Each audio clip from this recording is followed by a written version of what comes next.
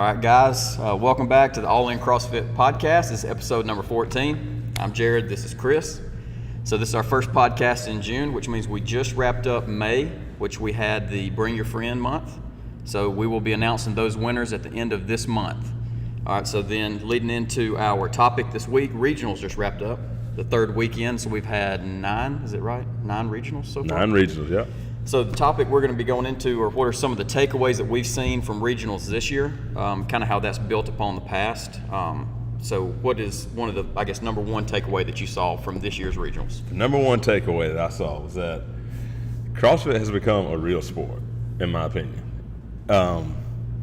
You look at it back over the years, you could just be super fit, work out an hour a day, every now and then add in a couple of double sessions or working out really hard on the weekends.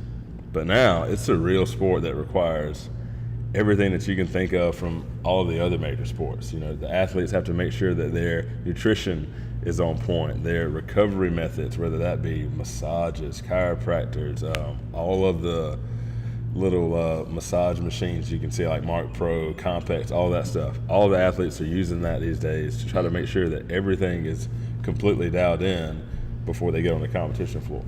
And even so, when they get on the competition floor, it looks it's just like when you see a football team go out there. There are a lot of really good athletes, but if they don't execute on every single play, execution, what puts you at the top, what sends you to the games. Oh yeah. So I mean, like little mistakes where, like in the 333, like if you took too much time to get out of the rower, you're probably going to end up in a bad spot to do double unders. And we saw how that affected people. Mm-hmm. They would get out there, they were really tight as it was, and so if you ended up in a bad spot, you're probably going to be bouncing your hand off of other people and off of people in different lanes. That was going to throw off your double unders. Yeah, I think it was Alex Smith or somebody had mentioned that and said that they actually did bump into somebody while doing that. And that's not something that you can practice whenever you're leading up to regionals. These guys get to go through the events. These guys and girls get to go through multiple times. Mm-hmm. And so that's not, when you're in the gym by yourself going through these, you may have a couple of friends, say at Krypton, they've got a couple of guys that are going to regionals. Right. They're probably doing it together, but I'm sure they're not in lanes like they are at regionals, in which you have 20 guys going in the first event, 333, and you saw that they were rubbing into each other. Right. And so, that's something that, all these guys, we see it on Instagram, especially after the first week. When the first week of regionals go, everybody gets to watch it, and you see the entire layout of the competition floor. And so the people that are competing in the weeks after, you see in their videos that they're lining it up and trying to get it as close as they possibly can to what it's actually going to be like on the competition floor. And they're trying to mimic that, because if you can practice everything and go through everything that could possibly happen, or everything that you can think of that could possibly happin', you're going to be in a lot better position once you get to the competition. Yeah, it's just like a walkthrough in any other sport, pretty much. Yeah, and with a walkthrough, if you're playing basketball and you walk out and you realize that, hey, on this part of the basketball court it's a little slippery, you're going to be careful when you get to that spot on the floor so that you don't make a costly mistake that may hurt your team. Yeah. It raises your level of awareness when you're playing major sports, because every little thing counts when it comes to whether you win or lose. And in CrossFit, being 1 rep behind or receiving 1 no rep because you weren't prepared in the way that you should have been or the way that you could have, that'll really set you back a lot more than you initially think it will, because every second counts. Mm-hmm. Yeah, look at the standings. Usually that 4, 5, 6, 7 spot that determines who goes home and who goes to the games is only a few points. Yeah. And that could just be placing within, 1 or 2 events. Oh, yeah. And so that comes down, that's execution right there. Yeah, and you saw a lot of people, you saw people were being super careful with how they placed their barbells down for the event 4 with the snatches and burpees over the bar. Because, if you take too much time in between your last snatch and your first burpee, that's a couple of seconds that you can't get back. Mm-hmm. And it may not even be the guy that's right next to you that beats you, but some guy in the heat before may have gotten across the line ahead of you. Yeah. But you wasted a few seconds. I saw several events that came down to hundredths of a second. Mm-hmm. Not just a full second, but hundreds. Yeah, that's not even a full movement. Yeah. And you even saw a lot of people that were like, I don't know if you pay attention to it, but people were sliding across the finish mat trying to get their foot with the sit timer on it. Trying to get it across the line as fast as possible, because they know every little tick on the clock matters a whole lot. And so that's something that if you're not paying attention to it and focusing on CrossFit as you would if you're a professional football, baseball, basketball player, you're going to fall behind. Yeah, got to go in with a different mindset. Oh yeah, because it's real, man. People are making a living doing nothing but CrossFit, so they're taking it very serious. Yep. So that leads right into taking it serious. Leads right into the second takeaway for me was that you've got to play. You got to practice the way you're going to play. And what I mean by that is, if you look at every day in the gym, like if you're not executing your reps as if you were being judged by, or as if you were being judged at a competition, that can hurt you. Because it wasn't even major movements like the legless rope climbs where I saw the most no reps. It was Linda. People were getting no rep on deadlifts for not standing all the way up, having their knees extended while their shoulders were behind the bar at the top of the rep. Or even on bench press. Like I saw a couple people who didn't touch their chest on their bench press. Yeah. You know, and then especially on the cleans, like we all do it from time to time, but you forget to stand all the way up before you bring the bar down to cycle into your next rep. They were getting no rep for that stuff. And I mean, those are very small things that on a daily basis someone may not pay attention to when they're just in the gym training and trying to get their practice in. But if you take every rep that you do and try to do it as good as you possibly can, you're not going to have those just costly no reps that you won't even think about. You know, perfect movement when it comes to those standards is just going to be your normal. Yeah, and that's different than getting a no rep because of failure. Right. This is like your first round, second round moving through this, in which you can move well. Oh yeah. And so that's just attention to detail. Yeah, and I mean, like you just looking at it from last year, at the end of the games when Cara Webb, her judge, miscounted her reps, and so she lost. She didn't do a couple reps at the end of that overhead squat workout, and she got ahead of Tia Toomey at the end of that workout.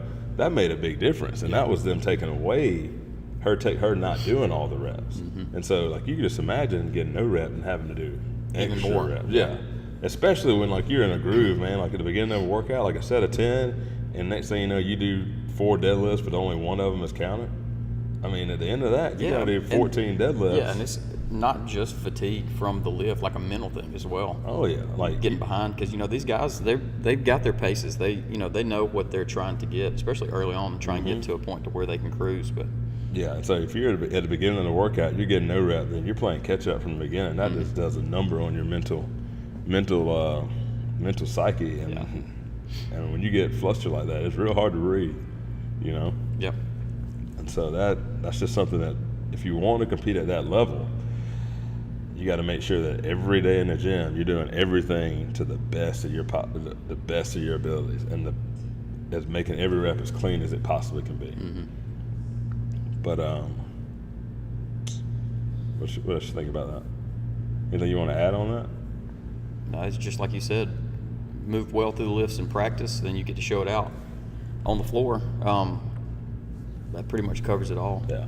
All right. So that moves into the third point, is that I think one of the most remarkable things about CrossFit is that anybody can do it, because one, the movements themselves and the workouts are infinitely scalable. You know, like it doesn't matter, you know, young, old, in really good shape, not in really good shape. The workout can be modified to fit to meet you wherever you are. Yeah. And I think it's really cool how you look at, you know, we had a competitor that has won the games as a teenager a couple of times, and she was actually competing at regionals at the Atlantic Regionals. She's 17 years old, Haley Adams. And I mean, and going into event 5, she was in 5th place. She's in the qualifying spot. You know, and she's 17 years old, competing against all these girls that are a lot older. And so you look at her, and then on the flip side of that, you got Becca Voigt, who I think she 40? 39 or 40. Yeah, I'm not 100% 38, sure. 39, 40. Not 100% sure, but she's an older female, and she just qualified for her 11th trip to the games. No, sorry, her 10th trip, but her 11th regional, yeah. And so, I mean, age, it doesn't matter. I hear it all the time. Well, I'm too old to do CrossFit. No, you're not. There's people that are, I mean, and some of these people aren't even that old. They're like my age. And I mean, I'm 33. 33 is not old at all. And they're like, oh, well, I'm too old for CrossFit. I'm like, are you kidding me? We got people that are, you know, the 60, you look at the 60-plus masters. Yeah, that's insane. Yeah, and I mean, like, in that side of it, those women, I mean, they're doing just as much as the young people are, some of them, in terms of volume and preparation. But to hear people just put it just shows that I feel like we shouldn't put limitations on ourselves based on our age, because you look at what so many people are doing at a young age all the way up to the Masters, and it just blows your mind. And I mean, Becca Voigt just makes me think that how do we, where's the ceiling? Because it's like she keeps getting better. And especially for her to be able to move as many spots as she did going into that final day, the final two events. Yeah. I mean, she had to not only do well, she had to beat many people that were ahead of her just to be able to make that qualifying position. Heck yeah. And I mean, and she did it. Not only did she do that, but she did that after 3 days. That was the third day of a grueling competition where, I get run down after a couple of days in here, and I'm not doing half as many workouts as they were doing at that competition. Yeah. But for her to be able to have that kind of output at her age, at that point in the competition, to me was just remarkable. Remarkable. So, don't put limitations on yourself just because you feel like you may be too old or too young, I think it's ridiculous. The sky's the limit. It is. But what we got coming up this week? We got to make that announcement for. We got to make the announcement for who. We got to make the drawing. It's not an announcement, but we got to announce the winners of the drawing for the Bring a Friend. Yep, one for the member that brought a friend and for the new signups for the month. That's right. Yeah, so we got a couple. You guys need to be on the lookout because you might have a free pair of nanos coming your way. And no Sunday Fun Day this week. No Sunday Fun Day this week, but following week. But we will have open gym. We'll have a 2-hour open gym from 1 to 3. So no Sunday Fun Day lesson, but we'll still have Sunday Fun Day. You can come in and get an extra workout in, or practice some skills, practice how you play. There we go. So, all right, guys. Episode 14. Yeah, I guess that wraps us up. So be sure to like, subscribe, and share, and we'll see you guys next week. 2 mics.